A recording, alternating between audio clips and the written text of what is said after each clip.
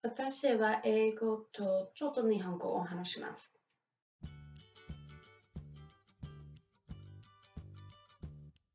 This month we're talking about languages, and there is so much to cover in this one little topic that I cannot cram it all into 4 short videos for the month. I'm only picking a few topics within the language scope into these videos. I know there is so much more that I am just not able to cover in these short video segments. The topics I am covering are things that I have seen in my own practice, mainly with young children, so hopefully this can also help you as well. We went over expressive, we went over receptive, we even went through idioms. I am still so sorry for that one. Today, we're going to be talking about language differences, or the influence of one language on another.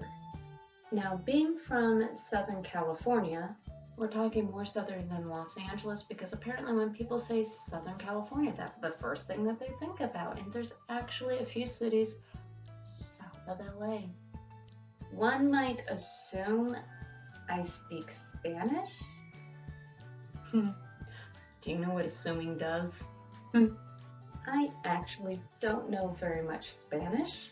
I have memorized phrases and memorized words, some of which I actually picked up when I started as an SLP.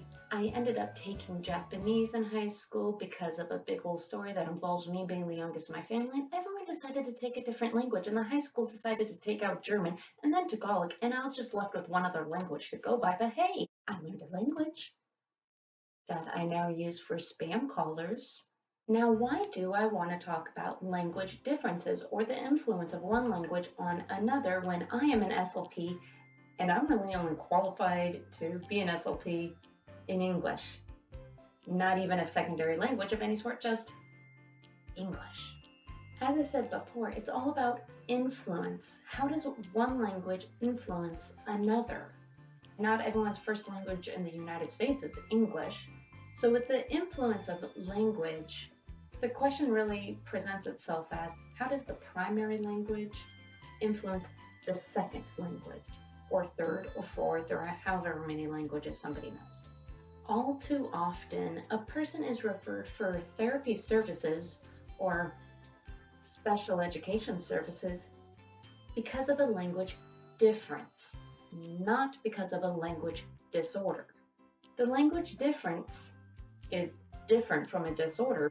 It means a person is not familiar with the primary language. And when you score it on tests and exams and assessments, it looks really bad. Again, this is because of a difference, not a disorder. Their primary language, whatever language it may be on target, may be appropriate. When it's appropriate in the primary language, then we pretty much already know it's going to be a difference, not a disorder. Unfortunately, a lot of people, when they are referred for services, they state that the primary language is whatever the primary language is in the area, or whatever the primary language is for the clinician. In my case, English. When evaluating for a language disorder, the therapist or clinician, i.e. yours truly, need to find out what influences the client has in their lives. Yes, there's language influence, but there's also medical influence and environmental influences as well. Does the client have a motivating person in their lives that doesn't speak the primary language? Is the client living in a bilingual home? Is the client in a school, a daycare? Do they have a nanny? There are so many factors that come in when we talk about influences of language.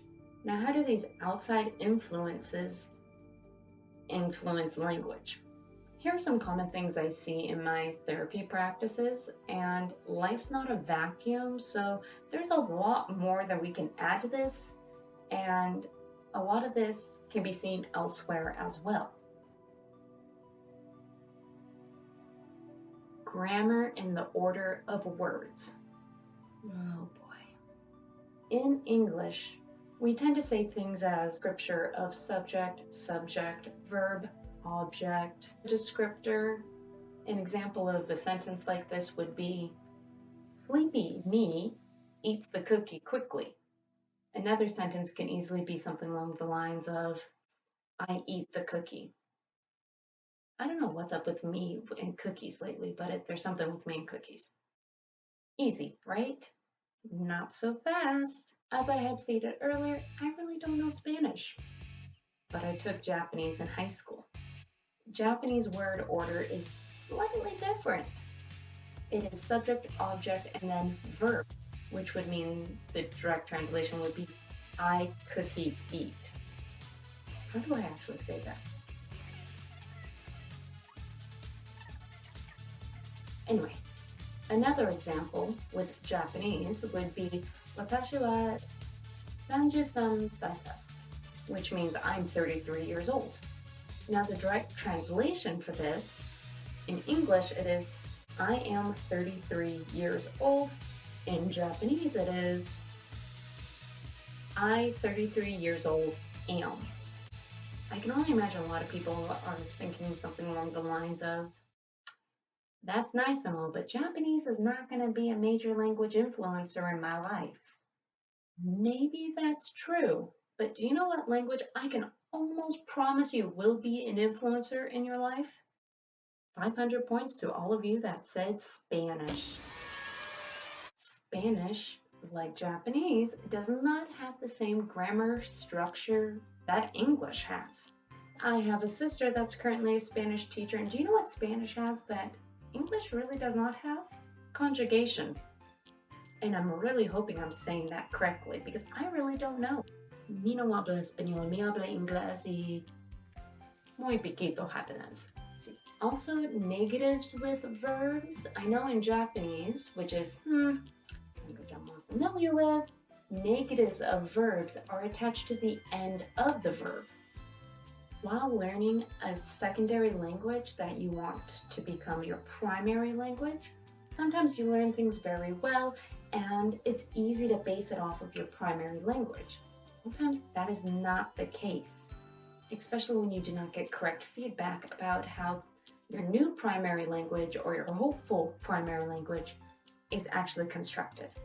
If a person is having a hard time in their first language or primary language, yes, then we can talk about disorders in language and not differences in language.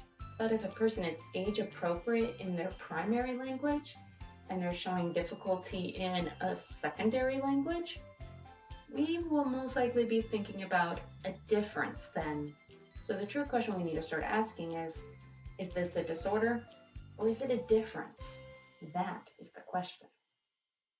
Thank you so much for watching, everyone. I hope everyone has a terrific day. And as always, please remember to be kind. Bye. Hello, everyone. This is the SLP Peep, and I don't remember the next line. I don't know if that car alarm is being picked up. I hope it's not, but it's gone now. Okay.